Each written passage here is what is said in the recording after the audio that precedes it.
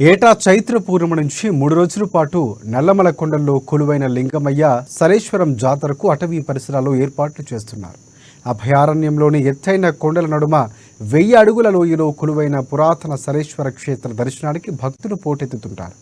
కృష్ణానది నుంచి జాలువారే జలపాతాల అలల మధ్య అటవీ జంతువులు కనిపించి కనువిందు చేస్తూ భక్తులు మరింతగా పరవశింపచేస్తాయి.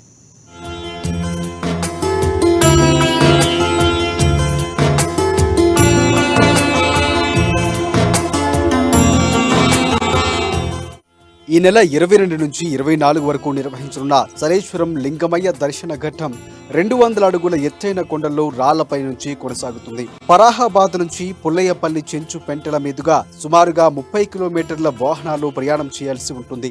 అక్కడి నుంచి కొండలు రాళ్ల దారిలో 4 కిలోమీటర్లు నడిచి వెళితే క్షేత్రానికి చేరుకుంటారు. సలేశ్వర క్షేత్రానికి ఎదురుగా ఉన్న ఎత్తైన కొండపై జలధారలు పడుతూ ఉంటాయి. అనాదిగా ఈ ఆలయంలో చెంచు పెద్దలే పూజారులుగా వ్యవహరిస్తూ ఉండడం విశేషం.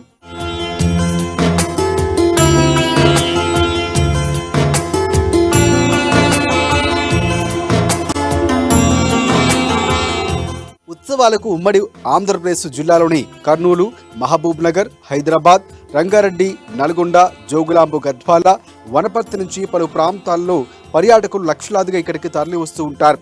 భక్తుల సౌకర్యార్థం ఉమ్మడి మహబూబ్ నగర్, హైదరాబాదు ప్రాంతానికి చెందిన స్వచ్ఛంద సంస్థల ప్రతినిధులు ఎండలో అలిసిన భక్తులకు అన్నదానం, ఆర్డబ్ల్యూఎస్ శాఖ అధికారులు తాగునీటి వసతిని ఏర్పాట్లు చేశారు.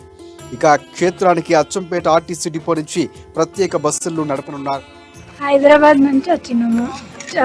కాస్త ఇష్టం ఉంది కానీ ఓం నమ శివాయ అనుకుంటే ఏ ఇబ్బంది ఉండదు. మేము కూడా ఫస్ట్ టైం వచ్చినాం, మంచిగా దర్శనం అయింది. హైదరాబాదు శ్రీశైలం ప్రధాన రహదారి అమరాబాదు మండలంలోని మన్ననూరు నుంచి 15 కిలోమీటర్లు ప్రయాణిస్తే ఫహారాబాద్ కూడల వద్ద అటవీశాఖ అధికారులు అనుమతితో అడవిలోకి వెళ్లాల్సి ఉంటుంది.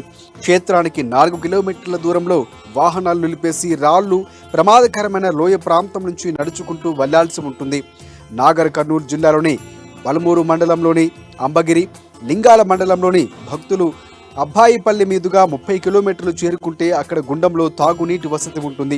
అక్కడ కొంత సమయం సేద తీరి మరో 20 కిలోమీటర్లు అడవిదారులు నడక మార్గంలో వెళితే శైలేశ్వరం క్షేత్రానికి చేరుకుంటారు. అందరికీ నమస్కారం. నా పేరు తోకరాణి నాగర్, మాది అప్పపురం చెంచుపెంట.